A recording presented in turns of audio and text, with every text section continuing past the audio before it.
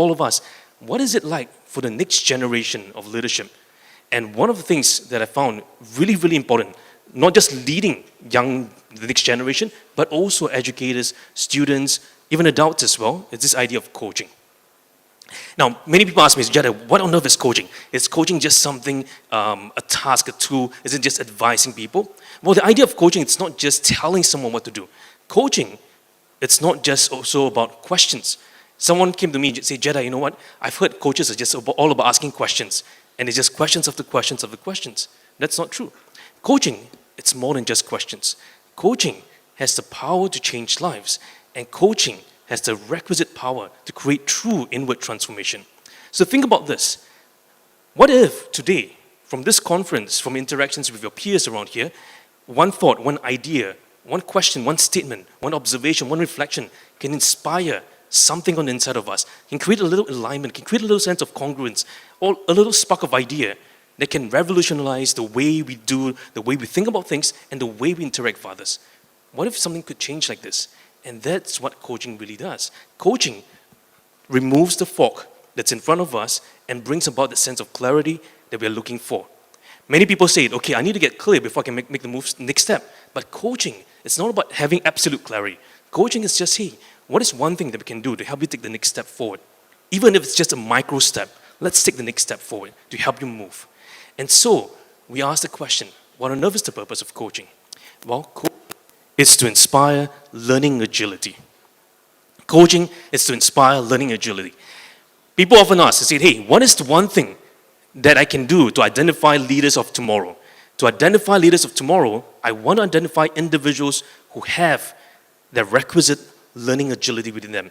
That heart, the spirit of teachability, the heart to say, hey, you know what? I want to learn, I want to grow. It's not just having the same status quo again and again and again, but having that spirit of learning.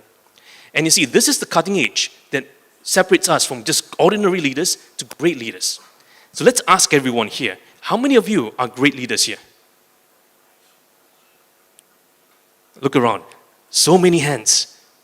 Well, how many of you believe you are good leaders? Okay, just a couple of hands. How many of you believe you are leaders? Several more hands. How many of you will never raise your hands, even if I ask you to raise your hands? Great. After lunch crowd, it's always hard to inspire people. Now, people often ask me, I say, Jedi, I want to be greater. I want to be great. I want to be great. And I asked them one question. I said, hey, what do you have to do to be great? The idea that we have to do something to be great comes from a false premise. What if today we realize that greatness is not what we do? It's not an idea of going from good to great, but the idea that, hey, you know what? Greatness is a state of being. Greatness is not a state of doing. Too often, we measure greatness in terms of what we do, how much certifications we have, what qualifications we have, how much we've inspired. But when we realize greatness is not what we do, but who we are, and it's a state of being, then perspective change. We're able to see the goal within our students. That little child over there by the corner, antisocial, nobody knows him, he's very quiet, he's not interactive with anyone, but there's greatness inside. That person at the corner, far end, nobody sees him in the shadows, but there's greatness inside. In our workspace as well, our peers, there's greatness within. The role of the coach is to unravel the greatness within, to unravel the potentiality that's really there. You see, coaching, it's not about trying to make someone great, but coaching is about unraveling the greatness that's inside, the latent potential. When a child is growing up, how many of you have children? Yeah? Do you say that your child, how many of you believe your child is the greatest thing that ever happened to you?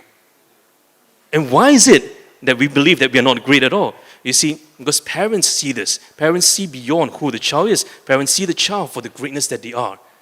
And how about us as educators? If we don't see our learners and the full potentiality within them, who is going to see? Who's going to have the hope for them? Who's going to hope with them? You see, hope never disappoints. But if we have the chance to inspire them, imagine what change we